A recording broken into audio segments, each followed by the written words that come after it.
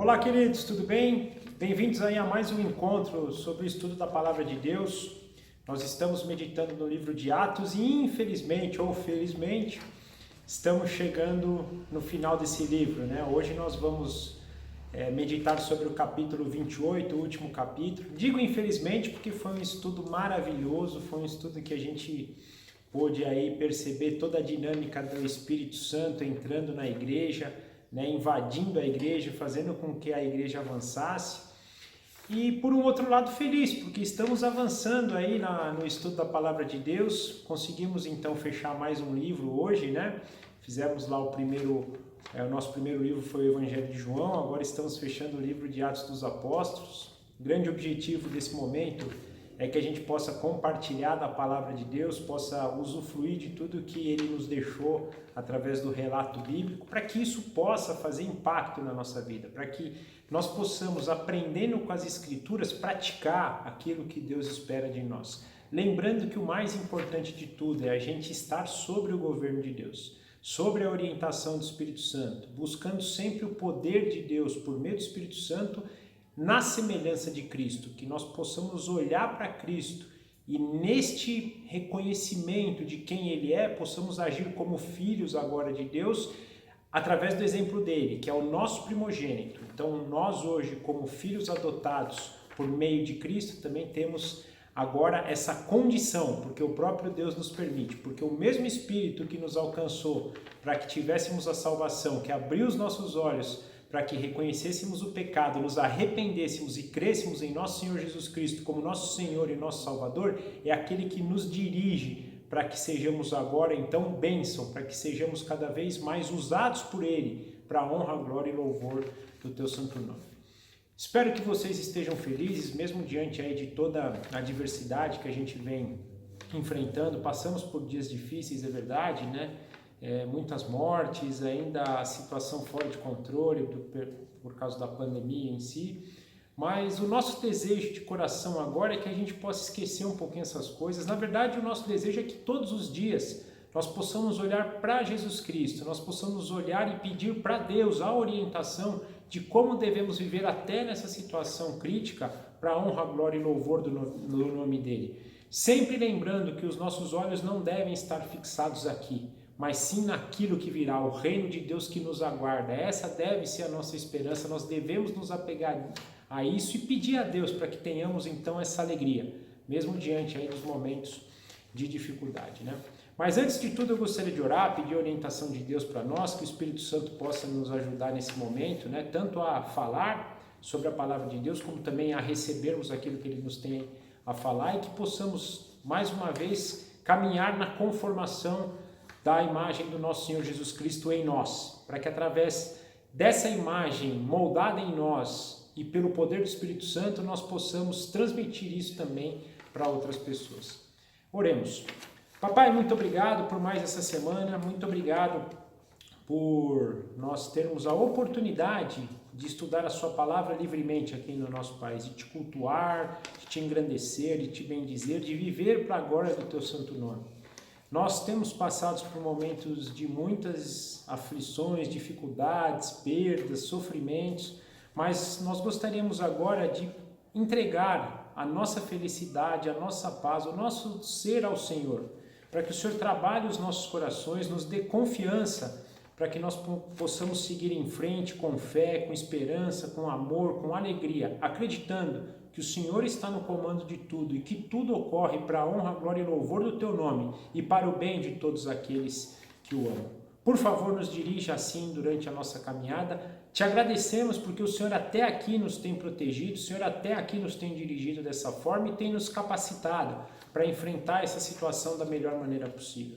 Pedimos agora que o Senhor nos oriente no estudo dessa palavra, que o Seu Santo Espírito nos dirija nesse momento, que Ele use a nossa vida neste momento, que Ele tenha liberdade aqui para falar o que o Senhor quer falar e principalmente que nós tenhamos um coração aberto para ouvir, um coração que seja entregue à Tua palavra e que queira produzir o resultado dessa palavra nas nossas vidas. Por favor, nos dirija nesse momento e nós entregamos este momento nas Tuas mãos, agradecidos em nome do nosso Senhor Jesus. Amém.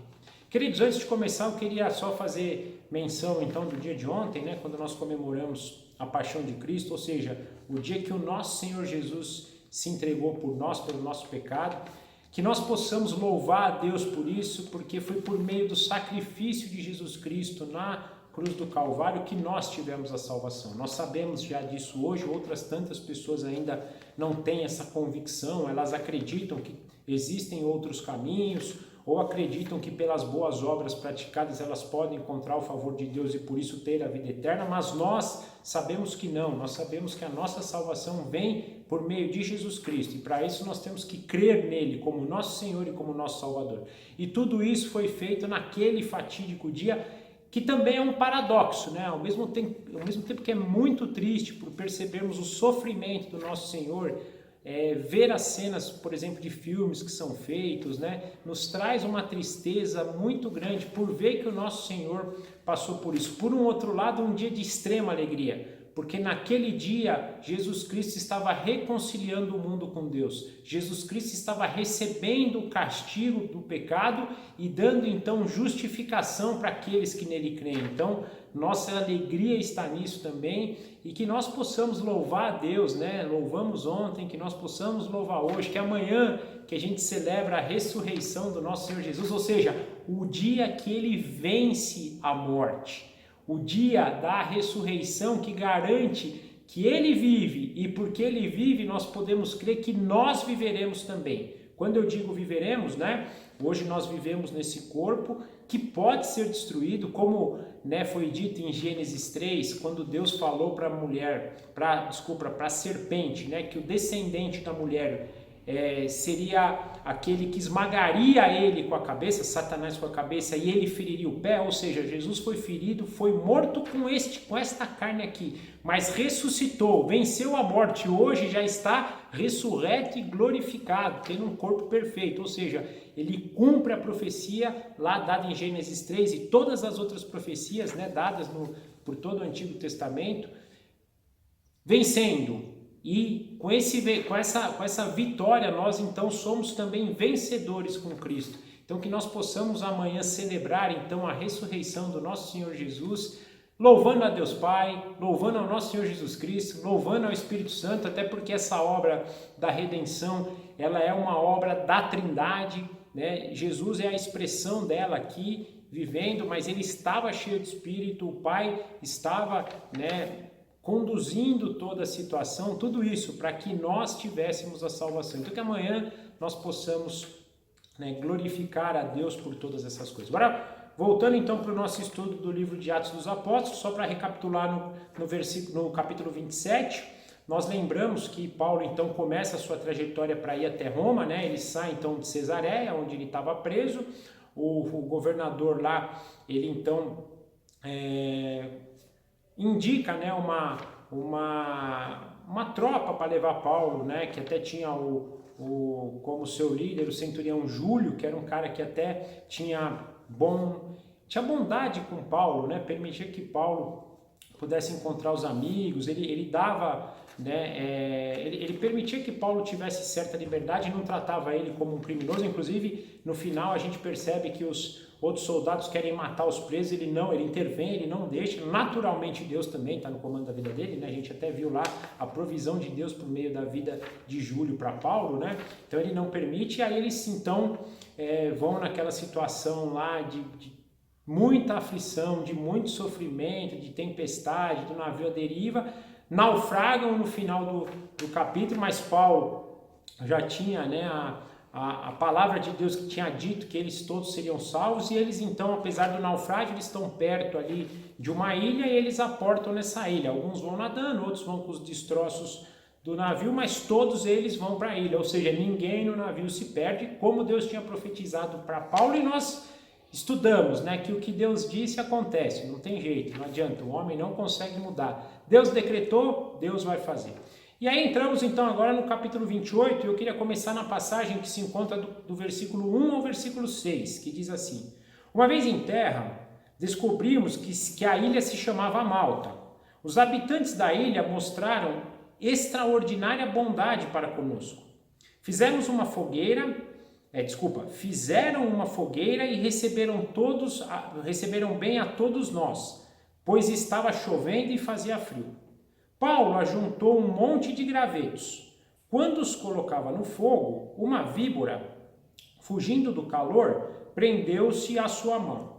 Quando os habitantes da ilha viram a cobra agarrada na mão de Paulo, disseram uns aos outros: certamente este homem é assassino, pois, tendo escapado do mar, a justiça não lhe permite viver. Mas Paulo, sacudindo a cobra no fogo, não sofreu mal nenhum.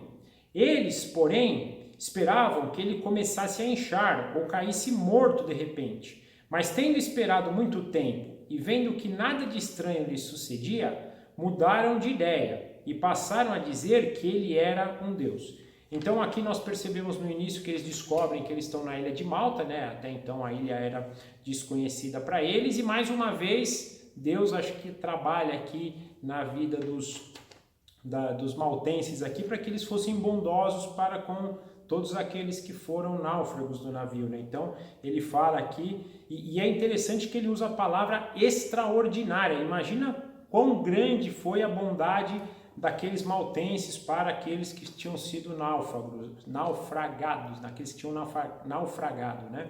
Então é importante isso, a gente sempre notar a graça de Deus em suprir para os seus... E lembra que a gente falou na passagem passada, né? Que por causa de Paulo, toda a tripulação foi abençoada ali, né? Porque Deus deu para Paulo todos eles, e eles continuam sendo abençoados. Será que se fosse em outra situação eles teriam, né, essa extraordinária bondade para com os maltenses teriam para com eles, né? Então é importante isso, né? E aqui a gente percebe o relato, fazia frio, né? Chovia, a gente lembra aqui que é nas portas do inverno aqui, né? Eles estavam entrando em inverno, e aquela região realmente é uma região extremamente fria. Então eles recebem com bondade, fazem uma fogueira para aquecer a eles, né? E nesse momento, então, quando Paulo está ali colocando alguns gravetos, vem uma víbora e prende na mão dele, né? E eles, com essa cultura paganista deles, até hoje, na verdade, né? A gente tem muito isso, né? Tá vendo? Ó, esse cara é culpado.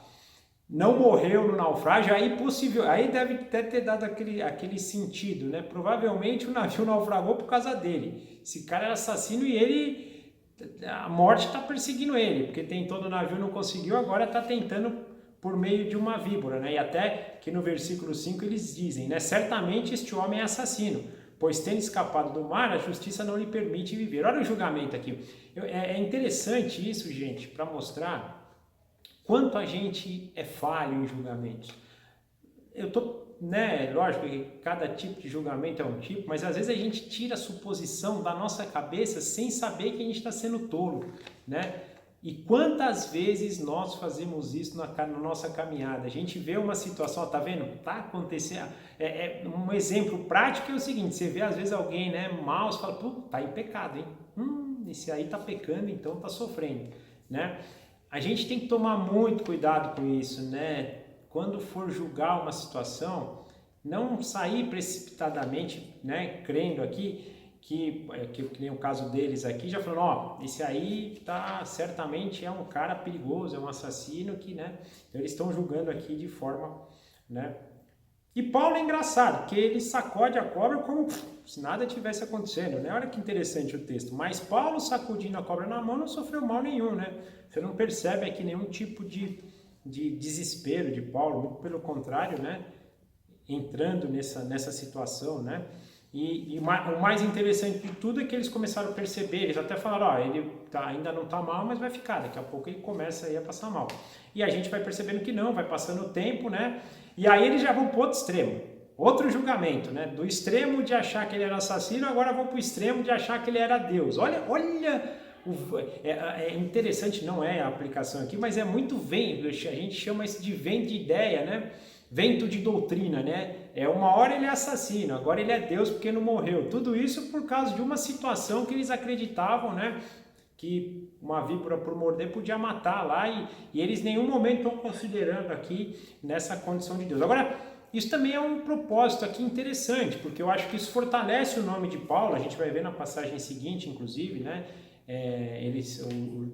O homem principal ali da região ajudando eles, então eu acredito que isso também fortaleceu, mais uma vez mostrando Deus, né? nessa ação. Porque, imagina, gente, qual que é o propósito de uma cobra vir na mão de Paulo, ele sacudir, não acontecer nada e aí vir fazer essa dinâmica, né? Eu só enxergo aqui a mão de Deus de trabalhar situações para que o evangelho, para que o reino de Deus avance, para que as pessoas percebam, né? Esse é o motivo da glória de Deus, né? A gente às vezes se perde muito nisso, né? De entender essa questão de milagres, essa questão de dons espirituais, né? E até de certo modo a gente é conduzido a isso pelo que o homem faz, né? Porque o homem hoje deturpou esse sentimento, né? A gente vê as pessoas fazendo milagres por outros motivos, ou ditos milagres, né? Ou então usando ditos dons do Espírito Santo para o benefício próprio, não para a glória de Deus. Mas nós vamos ver durante a história Deus agindo, né, na história com grandes feitos aí para que o reino dele fosse, né, acrescentado. Infelizmente, nós ainda temos esse conflito de fé e de crença, né? Porque lembrando, a fé é você então crer em algo que você não vê, né? E infelizmente nós temos uma vida que é visão pura, né? A gente quer ver, a gente está toda hora pedindo sinais. Esses dias eu estava até em conflito comigo mesmo, porque eu tive a impressão que Deus me falou algo, faça isso, e eu, puxa vida, mas é mesmo? Será que é o Senhor mesmo? Eu falei, Senhor, dá um sinal. Eu falei, pô, homem de pequena fé, né?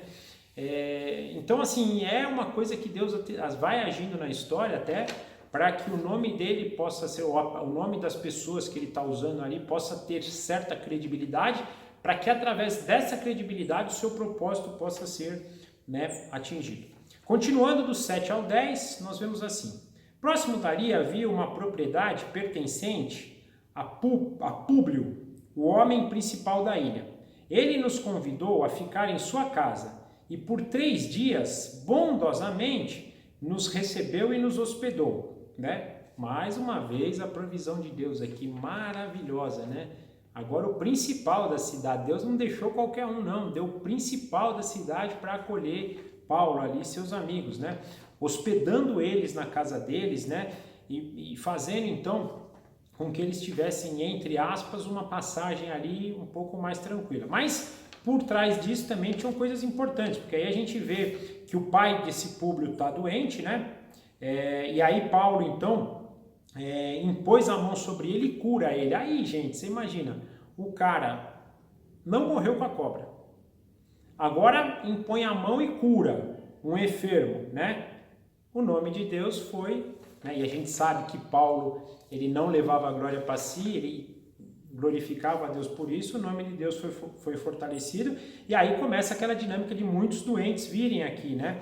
E muitos doentes vindo e muitos doentes sendo, né, curados, né? E eles então vão até prestando honras para eles, né? E fornecem e ajudam eles na continuação da viagem, né? Eles fornecem aqui suprimentos que necessitavam, né? Então, nesse período que eles passaram ali, a gente vai ver na passagem seguinte, que foram 3 meses, eles foram supridos grandemente.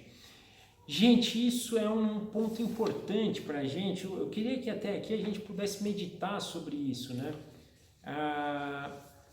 Buscar em primeiro lugar a justiça e o reino de Deus, e tudo que você precisa te será acrescido, né?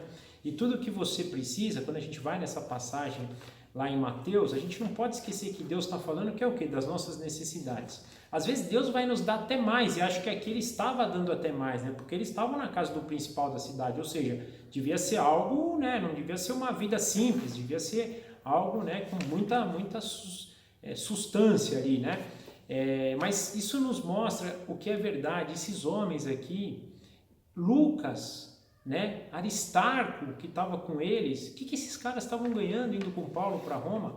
A não ser o trabalho na obra de Deus, a não ser buscar a justiça do reino de Deus. Né? A presença de Lucas nessa viagem, como em alguns outros momentos, é de suma importância, por exemplo, para o relato do livro de Atos. Então Deus, quando move esses queridos irmãos também para estarem com eles, assim, primeiro é para suportar, para ajudar, né? E para que o seu propósito também se cumpra, nesse caso falando de Lucas, por exemplo, quando ele escreve então o livro de Atos, e essa viagem é de suma importância para ele, sendo testemunho ocular, e provavelmente ele deve ter conversado muito com Paulo a respeito de todo o restante da vida de Paulo, das obras que ele fez, para poder nos relatar no livro de Atos. Então a gente percebe isso, né? Mas mesmo assim são pessoas que deixaram o que faziam para seguir a Jesus Cristo, para viver conforme a justiça e o reino de Deus. E por isso, tudo que eles precisavam eram acrescidos. Naturalmente, a gente sabe, Paulo nos fala em Filipenses, que ele andou em fartura, ele andou em escassez, ele teve saúde, teve doença, a vida dele foi uma coisa maluca, né? Mas até isso ele pôde contar com a graça de Deus, né? Que ensinou ele a viver contente nessa situação. Então isso nos mostra, e aqui ele está mostrando até com uma certa substância, mas em outros momentos também de forma básica, Deus sempre supriu. E quem busca a justiça e o reino de Deus em primeiro lugar, acima de todas as coisas, vai ser suprido por Deus, vai ser cuidado por Deus. Deus não abandona. Às vezes ele até vai permitir que a gente passe por situações um pouco mais críticas, para que a gente amadureça, para que a gente cresça. Isso é importante. Infelizmente a gente só amadurece como, né? Em situações contrárias, em dificuldades, em sofrimentos. Às vezes ele vai permitir isso para que nós cresçamos. Por exemplo, o que está acontecendo agora com a gente, né? Essa questão de escassez, essa questão de estarmos confinados, a gente está saindo, né? A gente está há um ano nessa situação. Eu estava até meditando esses dias de um ano atrás, o desespero que era, gente, passou um ano, daqui a pouco passa 2 anos, né? É triste, estão morrendo pessoas, não estou dizendo que são situações agradáveis, mas a gente pode tirar proveito e continuar buscando o reino de Deus. Deus não está deixando de nos suprir, mesmo diante de tamanha dificuldade. Então, essa passagem me vem à cabeça aqui nisso. Busque primeiro a justiça e o reino de Deus, que todas as coisas te serão acrescentadas, né? Agora, avançando então do versículo 11 ao 15, nós vemos assim: passados 3 meses, embarcamos no navio que tinha passado o inverno na ilha. Era um navio alexandrino, que tinha por emblema os deuses gêmeos, Castor e Polos. Aportando em Siracura, ficamos ali 3 dias. Dali partimos e chegamos a Régio. No dia seguinte, soprando o vento sul, prosseguimos, chegando a Puteoli, no segundo dia. Ali encontramos alguns irmãos que nos convidaram para passar uma semana com eles. Depois fomos para Roma. Os irmãos dali tinham ouvido falar que estávamos chegando e foram até a praça de Ápio e as 3 vendas para nos encontrar. Vendo-os, Paulo deu graça a Deus e se sentiu encorajado.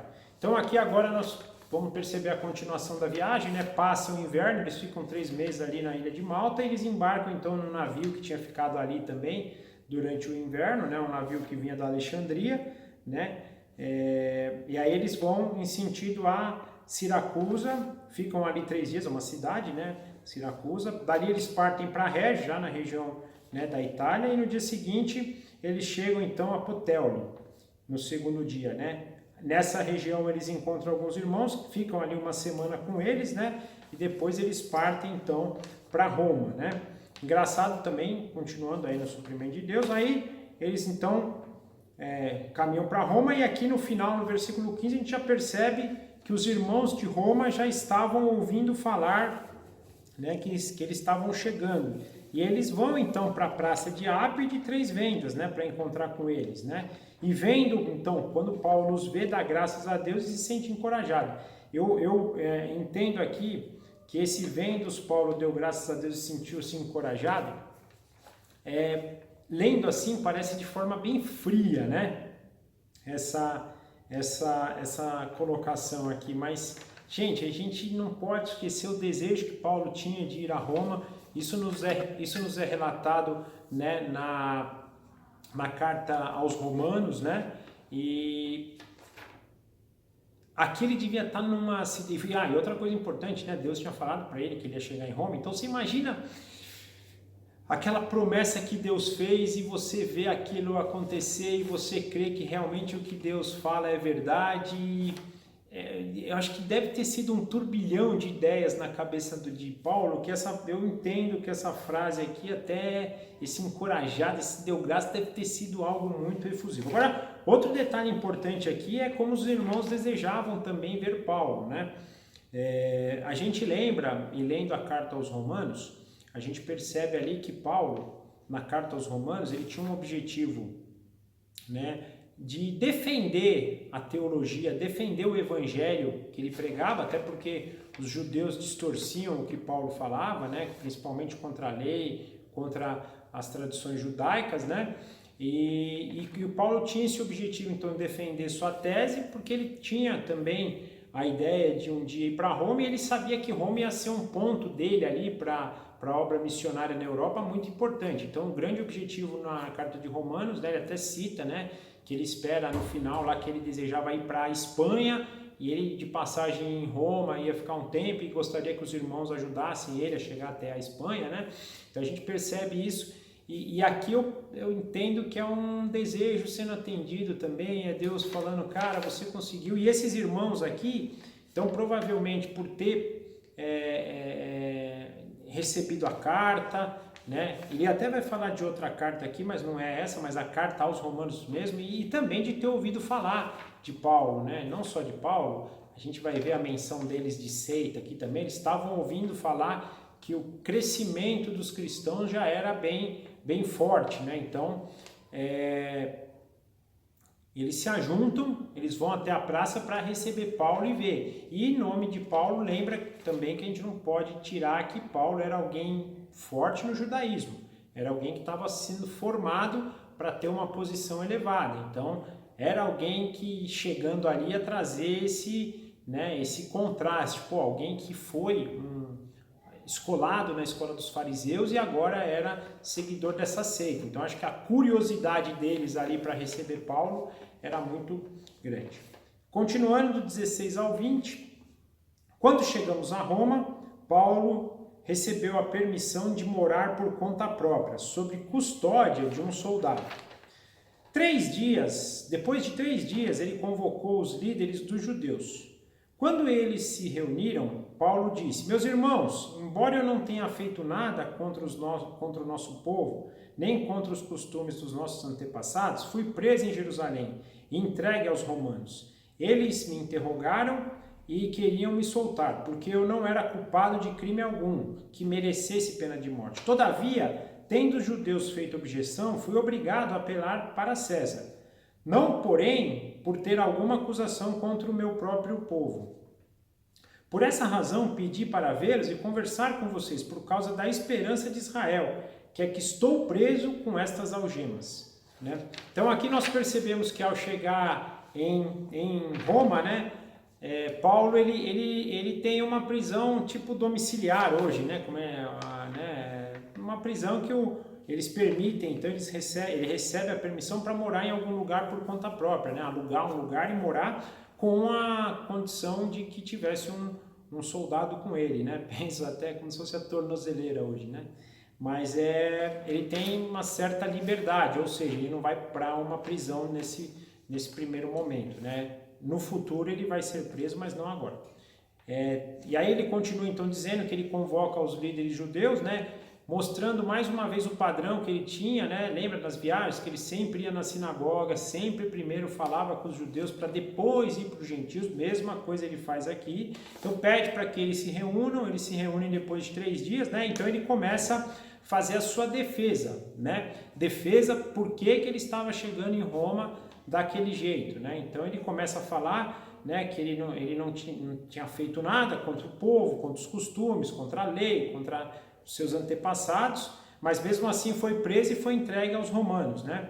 E aí os romanos que interrogaram, não tinha acusação, queriam soltar ele, né? Porque ele não tinha nenhum crime, principalmente crime que o condenasse à morte, que era o que os judeus queriam, né? Condenaram à morte. Porém, mesmo não tendo os romanos querendo libertá-los, né?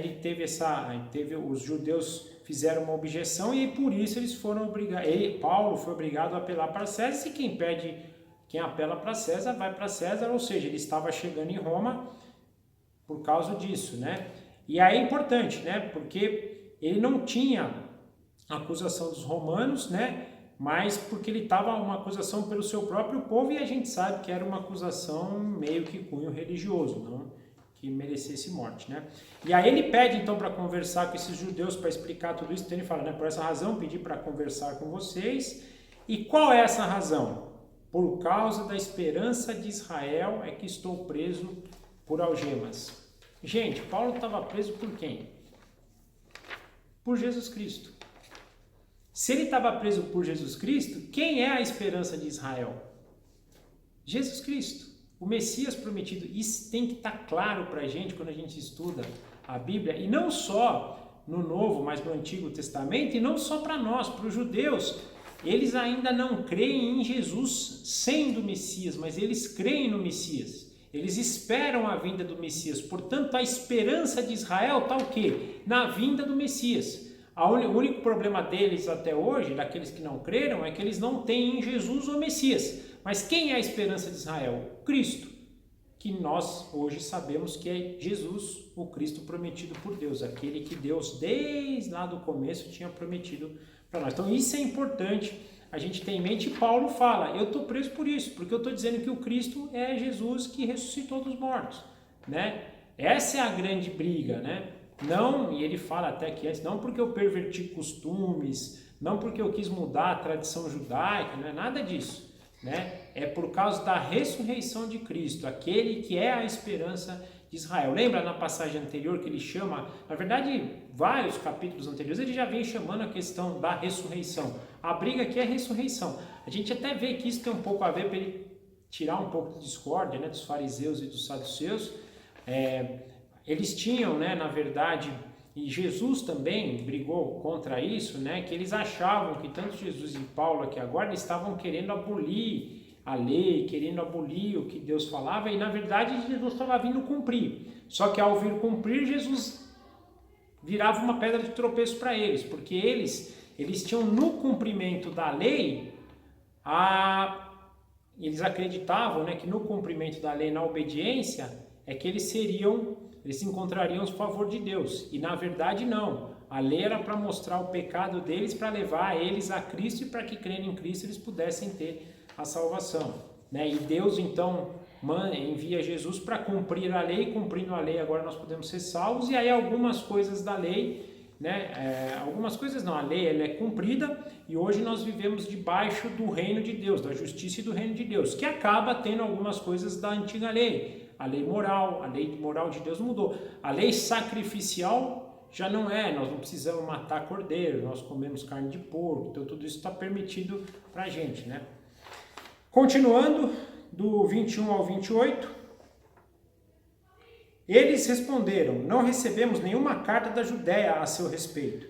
Nenhum dos irmãos que vieram de lá relatou ou disse qualquer coisa de mal contra você. Todavia, queremos ouvir da sua parte o que você pensa, pois sabemos que por todo lugar há gente falando contra essa seita. Assim combinaram encontrar com Paulo e em dia determinado, indo em grupo, ainda mais numeroso ao lugar onde ele estava.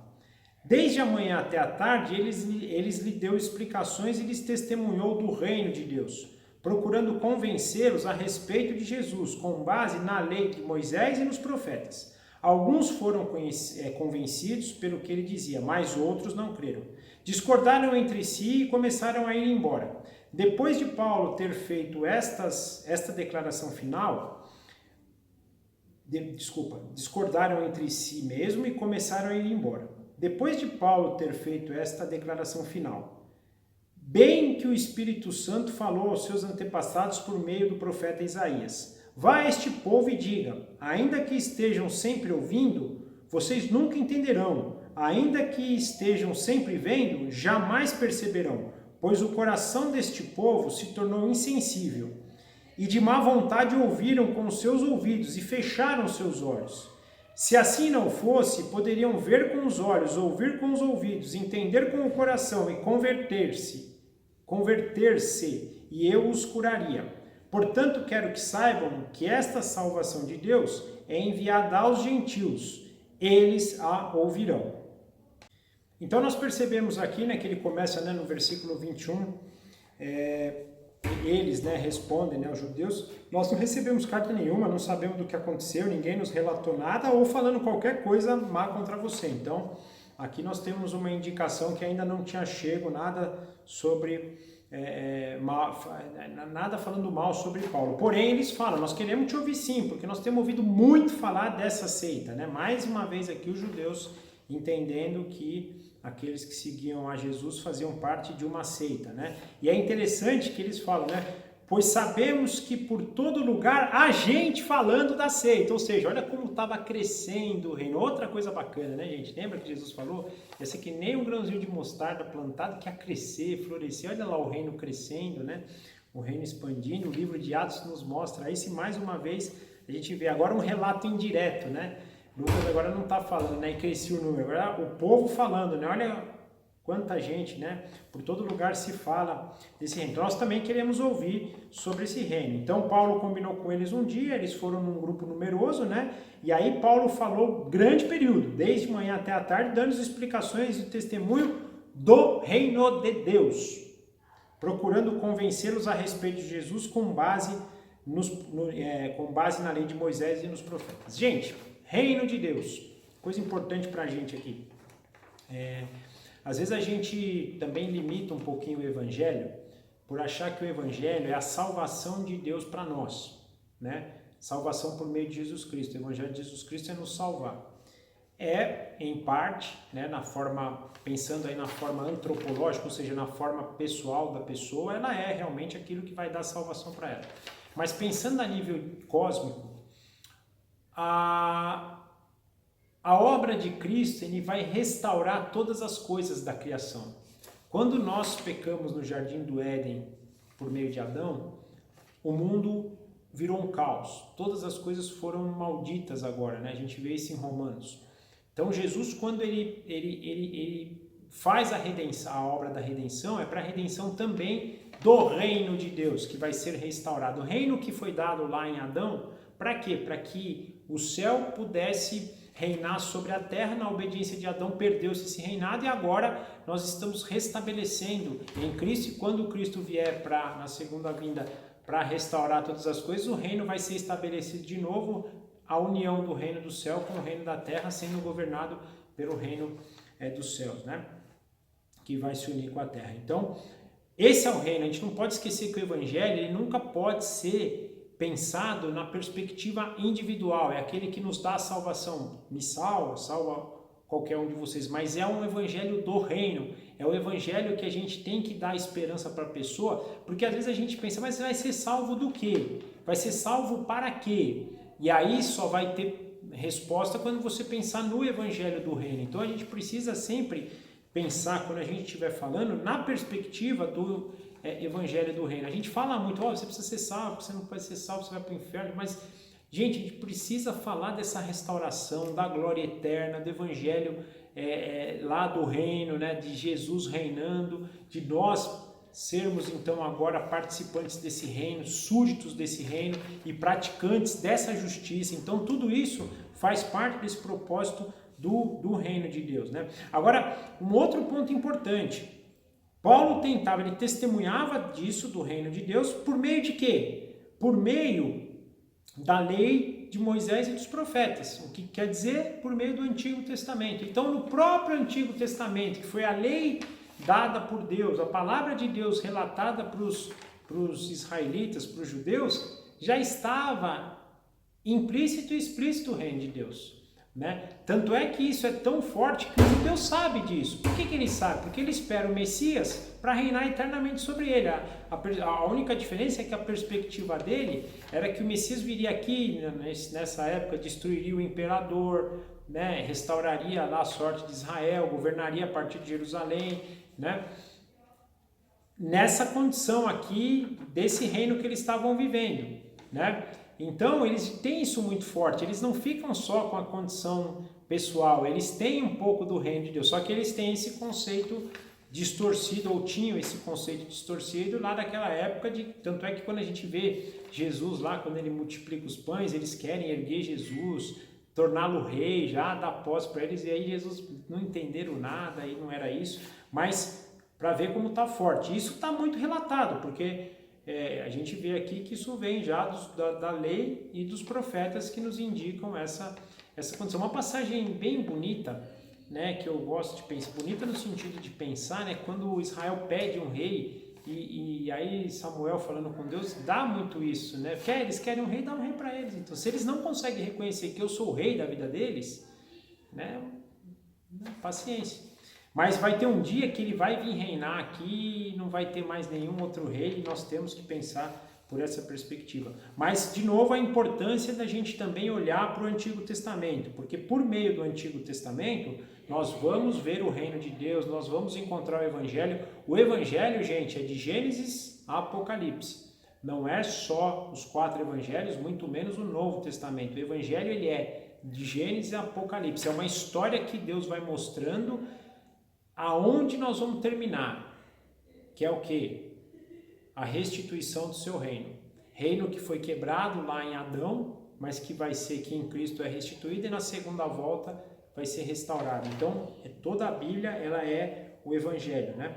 Continuando, eles veem, então, que aí nós percebemos que alguns foram convencidos, outros não, da mesma forma que em outros lugares, alguns creem, outros não creem, né?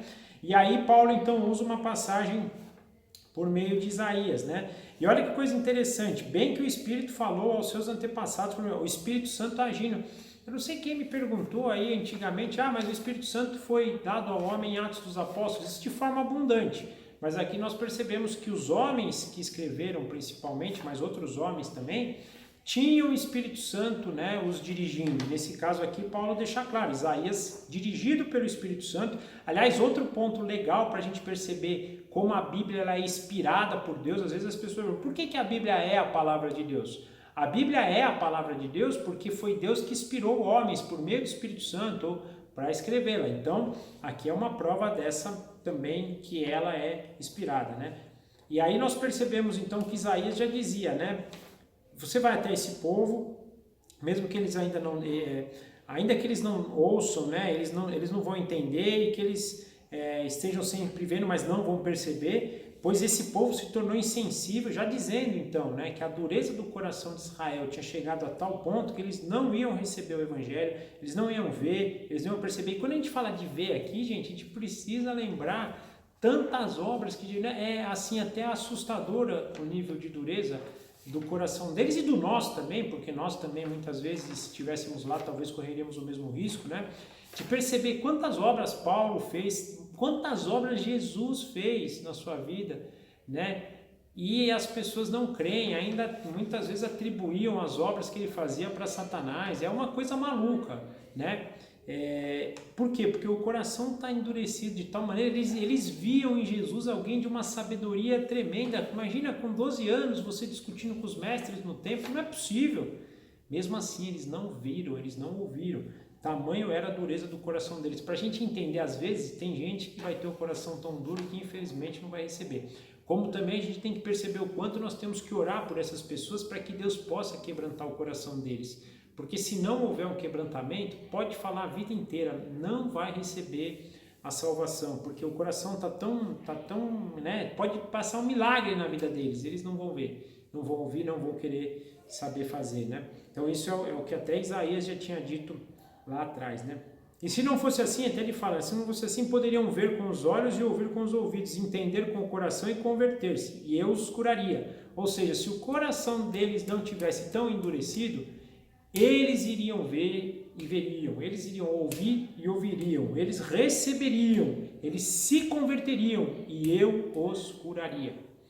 Olha só o que trouxe então, né, para eles. E aí ele termina no 28, portanto quero que saibam que essa salvação de Deus é enviada aos gentios e eles ouvirão.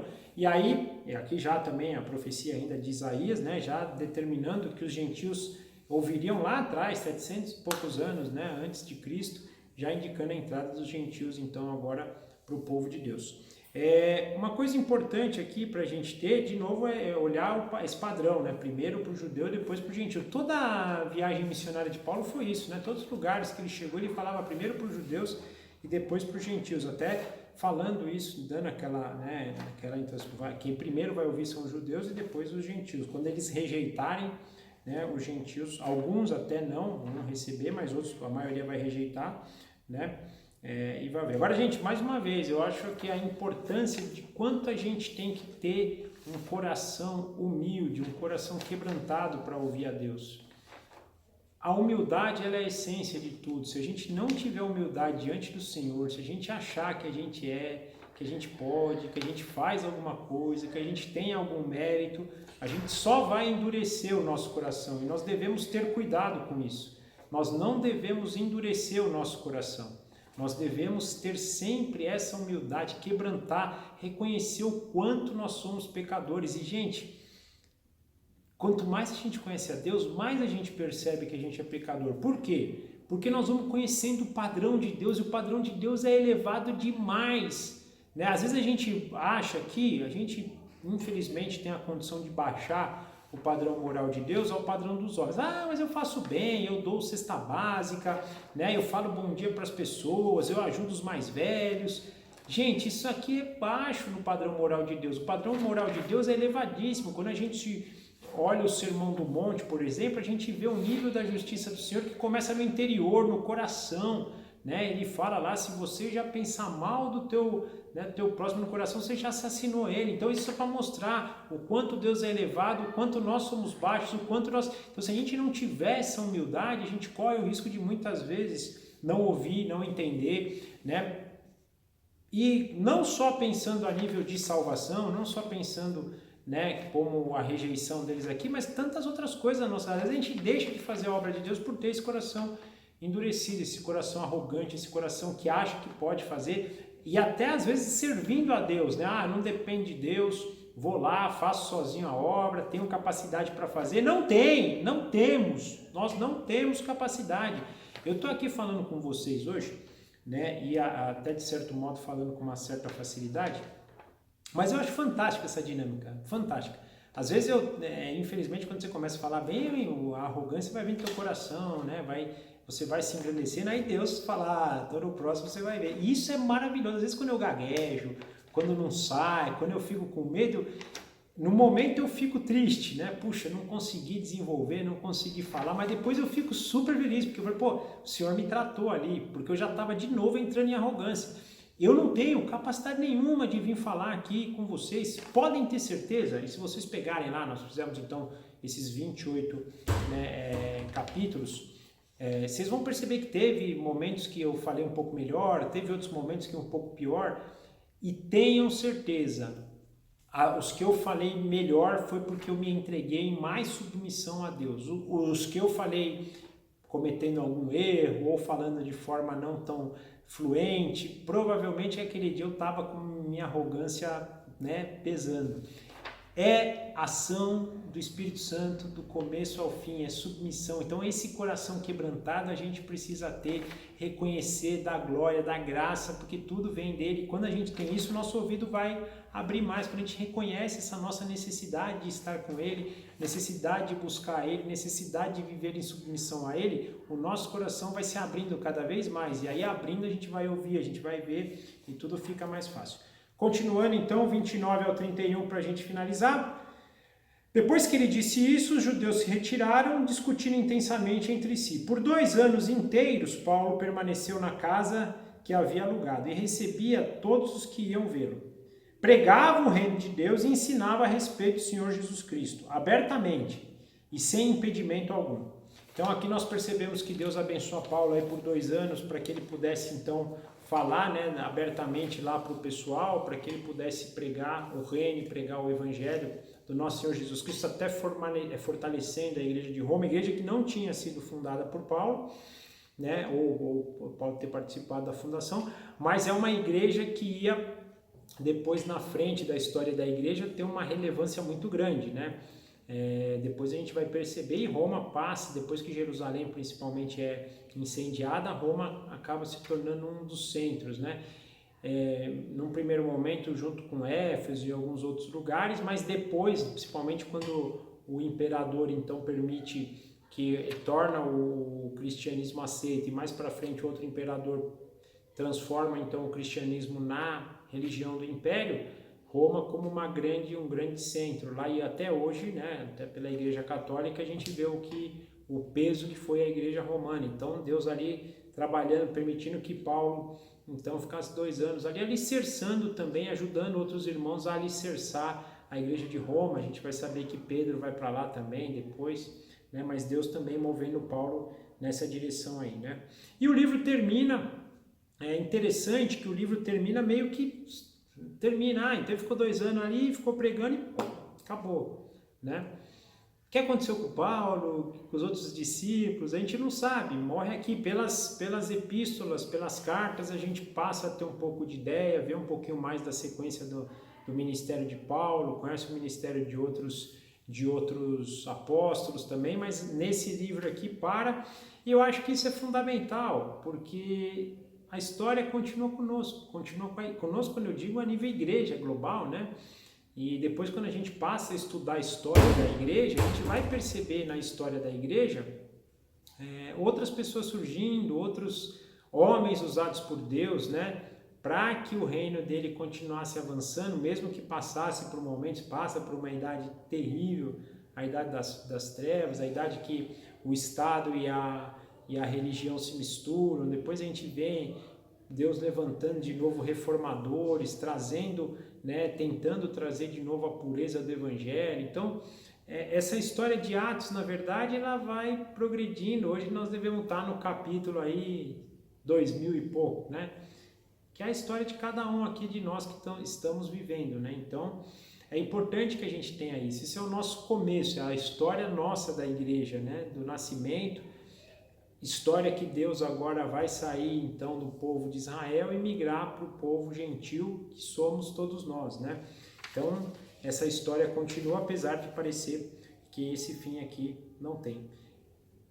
Gente, é importante a gente ter no livro de Atos o que a gente vem dizendo, né? Um livro para nos inspirar de perceber o início da nossa caminhada, o início do Espírito Santo sendo derramado, então, por toda a igreja do nosso Senhor Jesus Cristo. Nós até falamos, né, que deveria ser Atos do Espírito Santo, porque percebemos então a ação do Espírito Santo na vida das pessoas. Percebemos também esse início da igreja, uma igreja então ainda, né, que a gente chama lá, é a primeira igreja, mas é uma igreja orgânica, uma igreja separada no sentido de localidades, né, sem uma constituição e uma liderança bem estabelecida, né, ou seja, uma liderança central, mesmo que ainda submisso um pouco a Jerusalém, né, a Tiago, a Pedro, aos apóstolos, né, mas eram igrejas que viviam as suas vidas cotidianas, né, Éfeso, Corinto, Tessalônica, Atenas, Laodiceia, todos os outros lugares, né, a região da Galácia ali, eram igrejas que viviam assim, umas a gente percebe até nas cartas, a gente vai perceber uma às vezes ajudando a outra, ajudando a igreja de Jerusalém também, que eles tinham esse apreço por serem os primeiros, né?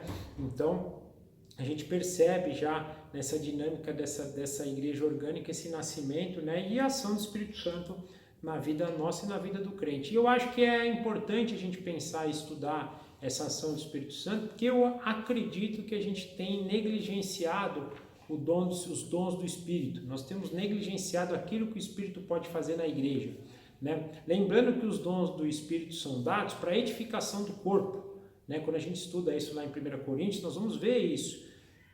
Paulo fala ali, se o dom do Espírito não for usado para a edificação do corpo, já não é um dom do Espírito Santo, né? E quando a gente larga esses dons do Espírito, a gente deixa de edificar o corpo. O corpo ainda não é maduro, a gente sabe disso, ele nunca foi maduro, e acho que enquanto o Senhor Jesus não vier, não vai ser maduro. Então, devem ser usados para essa edificação e para esse crescimento. É importante a gente estudar o livro de Atos, percebendo, né, essa dinâmica, né? A gente percebe, então, de novo, o avanço para os gentios, garantindo, então, agora a nossa presença. Eu queria até pensar um pouquinho aqui, esses dias eu estava meditando sobre descendência de Abraão, né? Minhas filhas, a gente estava conversando um pouquinho, a gente deve se alegrar com a história de Israel, a gente até estava falando do sentido da Páscoa, né?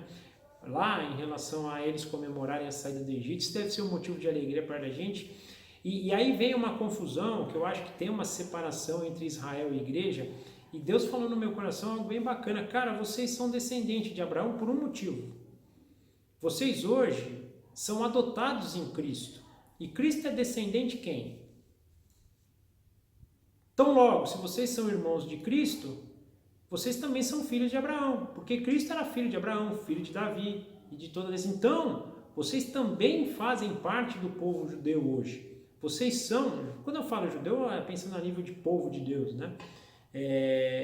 Vocês devem se alegrar, e a gente até falando com elas isso, né? Pô, a gente deve olhar para a história de Israel ali, seja ali quando Deus livrou o povo, né, da escravidão do Egito, na Babilônia, em todos os outros momentos, como o nosso povo também, eles são nosso povo, porque nós hoje em Cristo somos descendência de Abraão também, portanto, não é à toa que Deus fala para Abraão, né?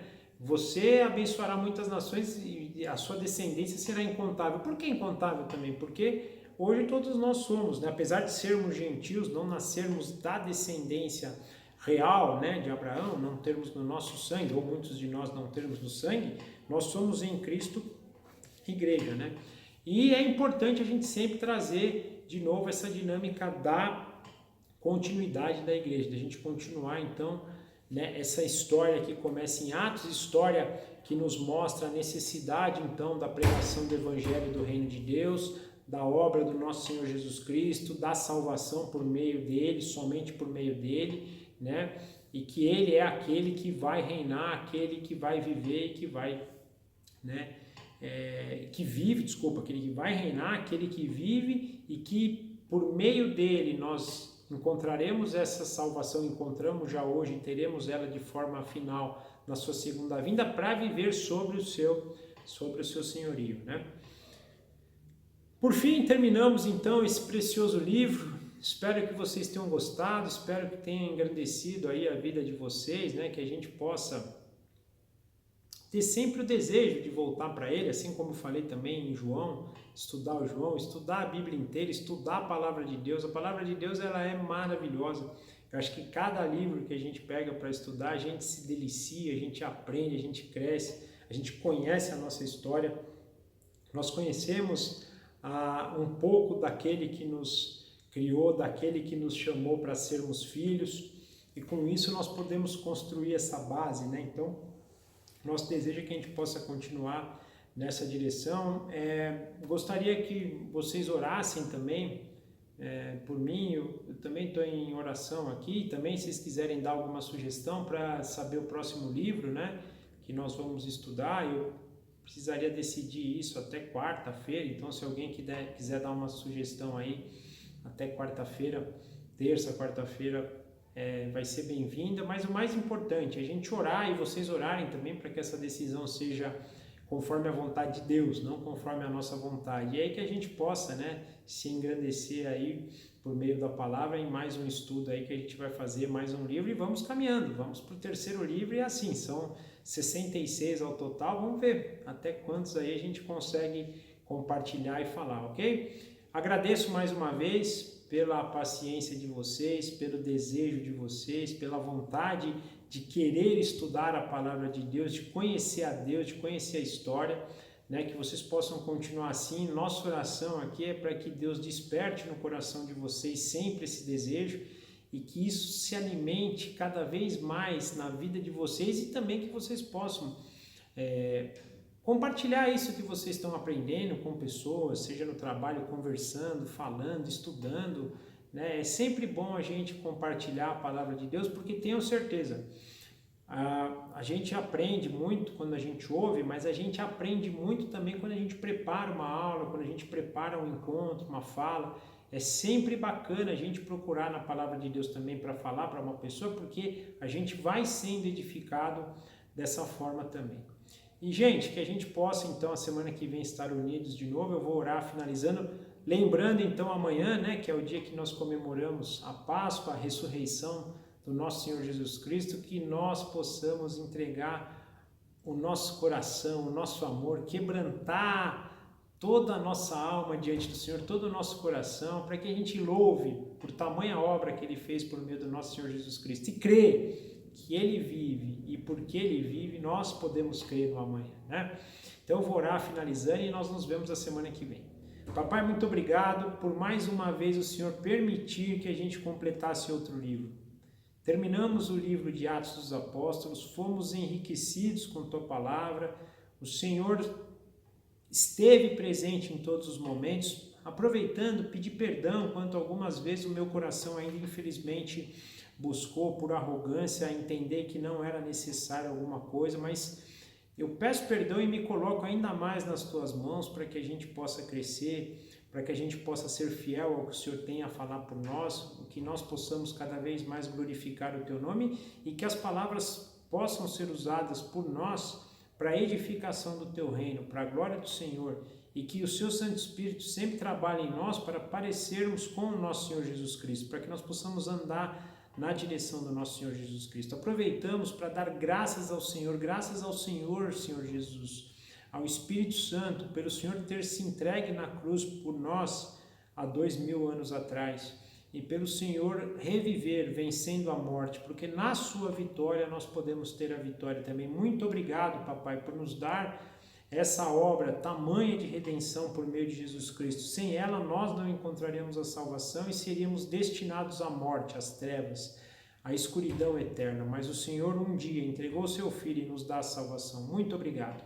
Nós pedimos que o Senhor nos dirija essa semana também, que o Senhor nos permita caminhar pelos teus caminhos, a glorificar o teu nome, a confiar no Senhor e termos proteção. E que no sábado que vem possamos estar unidos de novo para estudar a sua palavra, para reconhecer o que o Senhor tem para falar para nós e praticar tudo aquilo que o Senhor nos ensina. Que o teu nome seja louvado, seja engrandecido e seja bendito nessas coisas. Também pedimos que o Senhor nos dirija na escolha de um próximo livro para estudarmos, para que nós possamos, no estudo desse próximo livro, se engrandecer mais uma vez e glorificar o teu nome. Entregamos a nossa vida nas tuas mãos, te agradecemos por tudo e nós oramos em nome do nosso Senhor Jesus Cristo. Amém. Tchau, gente. Obrigado. Até lá. Até semana que vem.